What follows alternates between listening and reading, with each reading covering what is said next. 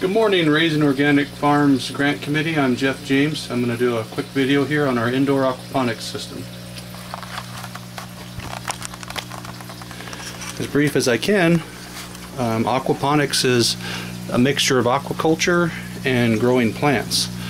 I have a 50-gallon recycled aquarium here that's full of fish. There's bluegill, trout, and bass in here.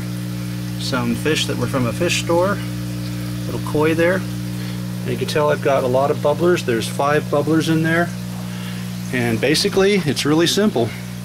The water from the fish down here go from that little pump right there up this black pipe. The pump runs 24 hours a day, 7 days a week, never stops. The water dumps out right here into this gravel bed. This gravel bed's made from a half of a 50-gallon drum, plastic one that's I recycled that, and what happens is that water is always pouring in here, so the water level goes from down here to up here, and then there's no moving parts to drain this media. There's a device here called an auto siphon, and it's a self-starting and a self-stopping siphon, so the water level rises up and drops down every 9 minutes or so, depending on the condition of the pipes, or if there's some buildup of slime or sludge, or if the pump's a little bit filled up. And as we speak, this water level is dropping as the water level in this blue tank fills up, and in a little while, in 1 minute or two, we'll see it drain out. The media that I've chosen is volcanic rock, scoria, mainly because it's light. It's a little rough on the hands, a little rough to move around, and you can see, hopefully you can see how lush this lettuce is. This is able to keep us in enough lettuce for sandwiches and things, not so much for salads. We have some green onions that I just chopped them up from a grocery store and took the little rooted part and put it down in the gravel, and they grew. So now I've got all those green tops to continuously put in salad. There's 3 basil plants here. This is cress, upland cress. Use that in sandwiches too. There's some cilantro that's kind of died off. I've already harvested it a few times. And this is purslane right here. It's a high omega-3 plant, but most people consider it a weed, but I still use it in cooking and stuff. And here's a piece of a lemongrass I was used in cooking, and just cut off the bottom and threw it in there, and it's growing nice too. I don't know what I'm going to do with it. Okay, let's see.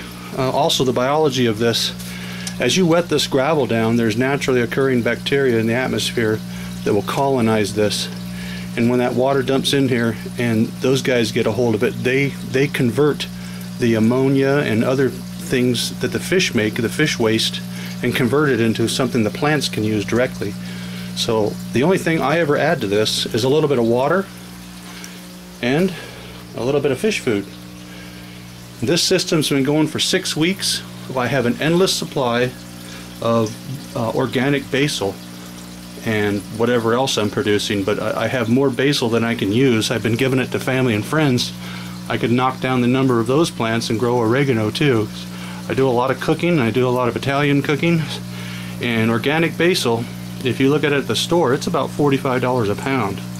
So this system right here cost me about $180, and I don't hardly have to do anything. I add water once a week, add fish food twice a day, make sure things are running. We are getting really close to a cycle here. There it is. You'll get a little bit of a dribble first, and then a full-fledged flow. And then that column of water that's coming down, it just adds more aeration. And you'll see in the bottom of this aquarium I've got some seashells, clams and things, pieces of coral. It's a self-sustaining pH system.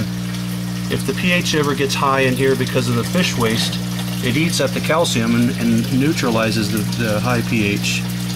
So there you can see this very large column of water. It takes about 40 seconds or so for the water to drain out.